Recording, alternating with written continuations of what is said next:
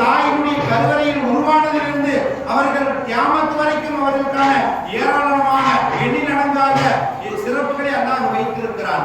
அதில் ஒரு சிறப்பு தான் நபி ஸல்லல்லாஹு அலைஹி வஸல்லம் அவர்கள் பிறந்த உடனே அல்லாஹ் வானவர் ஜிப்ரீலை அழைத்து சொன்னான், என்னுடைய நபியை உலகம் முழுவதும் கொண்டு போய் வாருங்கள் என்று. அல்லாஹ் நபியை குழந்தையாக இருக்கும் பொழுதே நமது ஊர் முதல் உலகத்தில் உள்ள எல்லா ஊர்களுக்கும் நபி அவர்களை கொண்டு சென்று வந்து வரவைத்தான் என்று சொன்னால், நாமும் நமது ஊரும் நபி நமது ஊருக்கும் வந்திருக்கிறார் என்பதை நாம் முதலில் விளங்கிக் கொள்ள வேண்டும். ஏங்க நமக்கெல்லாம் நம்பவே முடியாது. எப்படிங்க மக்கால பிறந்த நபி மானூருக்கு எப்படி இந்த மண்ணுக்கு வந்திருப்பார் என்று நமக்கு யோசிக்க முடியாது. இன்னைக்கு நாம் மானூரில் இருக்கக்கூடிய நாம் இன்னைக்கு மலேசியா தொடர்பு கொள்ளக்கூடிய அளவிற்கு இன்னைக்கு நவீன சாதனங்கள் வந்திருக்கின்றது. அதைவிட அதை படைத்த ரப்பல் ஆலமீன் அந்த நபிக்கு அதைவிட ஏராளமான சிறப்புகளை காட்டுவதன் மூலமாகத்தான் நபியை எல்லா ஊர்களும் எல்லா நாடுகளும் எல்லா பகுதிகளுக்கும் அவர்களை சுற்றி வர வைத்தான் என்பதை நாம் நினைத்துக் கொள்ள வேண்டும். 4 விஷயங்களை சொல்லி நான் முடித்துக் கொள்கிறேன்.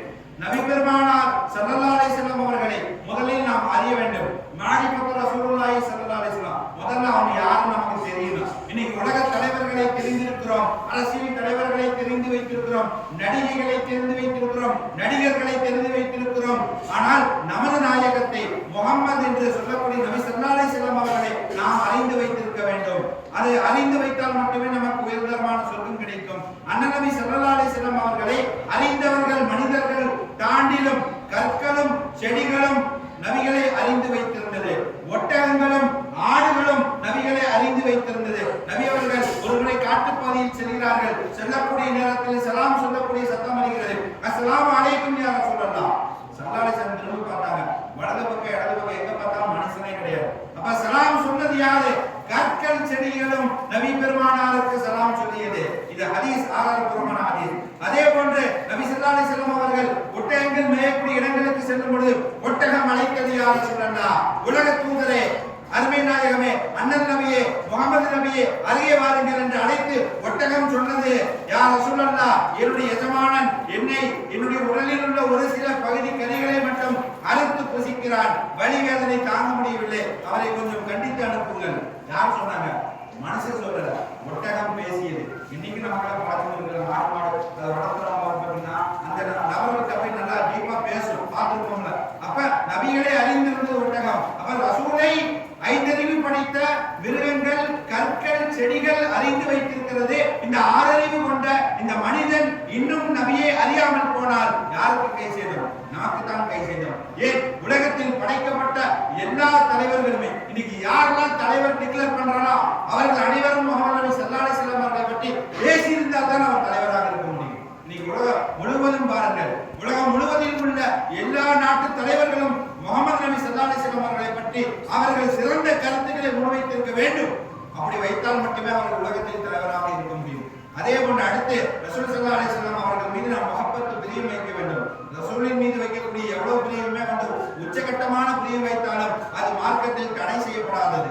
ஏனென்றால் நபி ஸல்லல்லாஹு அலைஹி வஸல்லம் அவர்களை அல்லாஹ் சொல்கிறான், யார் என்னை நேசிக்கிறார்களோ, அல்லாஹ் சொல்கிறான், யார் என்னை நேசிக்கிறார்களோ அவர்கள் என்னுடைய நபியை நேசிக்கட்டும் என்று சொன்னார்கள். யார் நபியை பொருந்திக் கொள்கிறார்களோ அவர்களை நான் பொருந்திக் கொள்கிறேன் என்று அல்லாஹ் சொல்கிறான். அப்ப நபியின் மீது நமக்கு உச்சகட்டமான பிரியம் வேண்டுதல் இருக்க வேண்டும். நபியினுடைய வாழ்க்கையை பின்பற்ற வேண்டும். நபி சொன்ன வார்த்தையை நாம் வாழ வேண்டும். நபி ஸல்லல்லாஹு அலைஹி வஸல்லம் அவர்கள் சொன்னார்கள், நீங்கள் ஒருவருக்கு ஒருவர் மத்தியில் உதவி செய்யுங்கள், சகோதரத்துவத்துடன் நீங்கள் பொய் பேசாதீர்கள், புறம் பேசாதீர்கள், ஒற்றுமையை வலியுறுத்துங்கள், அண்டை வீட்டாரை அனுசரித்து வாழுங்கள், அண்டை ஊராரை அனுசரித்து வாழுங்கள். ஏன் பெண்களுக்கான உரிமை, மதுவை ஒழித்தவர்கள், இது போன்று நபியை பற்றி சொல்லிக்கிட்டே போலாம். அவ்வளவு சிறப்புகள் இருக்கின்றது. நபி ஸல்லல்லாஹு அலைஹி வஸல்லம் அவர்கள் மீது ஒரு முஹப்பத்தின் வெளிப்பாடு தான் இந்த மீலாது. இந்த ஊர் உலகமே இன்னைக்கு மீலாது கொண்டாடினாலும் நபி அவர்களுடைய புகழை பாடி முடித்து விட முடியாது. அந்த அளவுக்கு நபி ஸல்லல்லாஹு அலைஹி வஸல்லம் அவர்கள் எல்லாம் இருந்த மக்காமை அந்தஸ்தை வைத்திருக்கிறார். அதுக்கு அடுத்தபடியாக நாம் எல்லாம் ரசூலை பின்பற்ற வேண்டும். இத்திபா ரசூல். சும்மா நபியை தெரிஞ்சுக்கிட்டோம், பிரியப்பட்டுட்டோம், தூங்கணும்னா வேலைக்கு ஆகாது. நபியினுடைய வாழ்க்கையை நடைமுறையில் கொண்டு வர வேண்டும். நபி சொல்லிய அந்த புறங்களை தள்ள வேண்டும், பொய்களை பேசாமல் இருக்க வேண்டும், பெரும் பெரும் பாவங்களை தவிர்த்திருக்க வேண்டும். நபி அவர்கள் சொன்னார்கள், ஏழைகளை அனுசரித்து வாழ வேண்டும். இன்னைக்கு இந்த கட்டம் ரொம்ப தேவையான கட்டம். நபி ஸல்லல்லாஹு அலைஹி வஸல்லம் அவர்களை போன்று எந்த தலைவரும் இந்த துஆவை கேட்டிருக்க மாட்டாங்க. அல்லாஹும்ம அஹ்யினி மிஸ்கீனா வ அமித்னி மிஸ்கீனா வ அஹ்ஷுர்னி மின் ஜும்ரத்தில் மசாகின். இந்த துஆவை நாமளே கேட்க மாட்டோம், இமாம்களே கேட்க மாட்டோம். காரணம் என்னங்க? ஏன்னா நீ ஏழையாகவே வாழ செய்வாயாக, ஏழையாகவே வர்ணிக்க செய்வாயாக. நாளை எழுப்பப்படும் பொழுது, நாளை வாசல் மைதானத்தில் எழுப்பப்படும் பொழுது ஏழைகளுடன் எழுப்ப செய்வாயாக. நீங்க எந்த தலைவரால் ஏழைகளோட போய் நிற்பாங்களா? தராதரா தகுதி பார்த்துதான் பக்கத்திலே போக முடியும். அப்ப நபி ஸல்லல்லாஹு அலைஹி வஸல்லம் கேட்டார்கள், கந்தலாடை உடுத்திய நபி பல நேரம் உண்ட உணவில்லாமல் இருந்திருக்கிறார்கள். ஆனாலும் அவர்களுடைய பேச்சும் வாழ்க்கையும் சத்தியமே தவிர அதில் சிறிதளவும் கூட சுயநலம் இல்லை. அப்படிப்பட்ட உன்னத நபியை நாம் முழுமையாக பின்பற்ற வேண்டும்.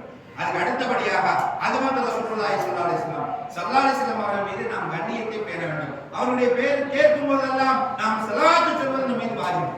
முஹம்மது நபி ஸல்லல்லாஹு அலைஹி வஸல்லம் பேரை கேட்கும் போதெல்லாம் எந்த நபிக்கு சிறப்பு இல்லை. ஏன்? நபி ஸல்லல்லாஹு அலைஹி வஸல்லம் அவர்களுக்கு முன்னால் வந்த ஆதம் நபி முதல் உலகத்தில் உள்ள 1,24,000 நபிமார்களை அல்லாஹ் கூறுகிறான். குர்ஆனில் 25 நபிமார்களை அல்லாஹ் பதிவு செய்து வைத்திருக்கிறான். அத்தனை நபிகளை காட்டிலும் இந்த முஹம்மது நபிக்கு அல்லாஹ் தலைவர் என்ற பட்டத்தை கொடுக்கிறான். ஃபர்ஸ்ட்ல வந்த நபிக்கு தலைவர் பட்டம் கொடுக்கல, இறுதியா வந்த நபிக்கு அல்லாஹ் தலைவர் பட்டத்தை கொடுக்கிறான். எப்படிப்பட்ட ஏற்பாடு என்று சொன்னால், ஒரு உலகத்தினுடைய நாட்டினுடைய ஜனாதிபதி பிரதமர் நம்ம ஊருக்கு வராருன்னா, அவர் வர்றதுக்கு முன்னாடி அவருடைய தனி பிரான்ச்சு, அவருக்கு சம்பந்தப்பட்ட எல்லா துறையிலிருந்தும் இங்கே ஆட்கள் வந்து அதற்கான பணிகளை செய்வார்கள். இறுதியாக அவர் இறங்குவார், பேசுவார், பேசிக்கிட்டே சென்று விடுவார். அதுபோன்றுதான் அல்லாஹ் முஹம்மது நபியை அனுப்புவதற்கு முன்னால் இந்த 1,24,000 நபிமார்களை அல்லாஹ் அவர்களுக்கு அவர்கள் வருகையை சான்றிதழ்வதற்காக, போற்றுவதற்காக இத்தனை நபிமார்களை அல்லாஹ் அனுப்பி வைத்தார். அப்ப நபி ஸல்லல்லாஹு அலைஹி வஸல்லம் மீது நாம் எண்ணிலடங்காத கண்ணியத்தை நாம் வெளிப்படுத்த வேண்டும். அவர்கள் கொண்டு வந்த இந்த தீனை நாமும் பற்றி பிடித்து